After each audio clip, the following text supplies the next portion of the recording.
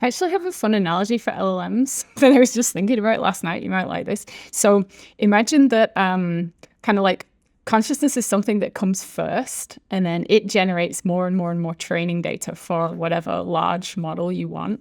And I think this is actually what happened from evolutionary perspective. So organisms started with a few neurons, and then they evolved like a tiny brain stem, and then they evolved like more brain regions and more brain regions, and then eventually mammals and us evolved this massive cortex. So we've been building this giant cortex, which gives us like weirdly sized head compared to other animals. And what I think is happening is we're basically building like a bigger and bigger and bigger LLM style thing inside our head. And that's what evolution has done. And we're doing the same thing now with LLMs. We're just building this like massive neocortex.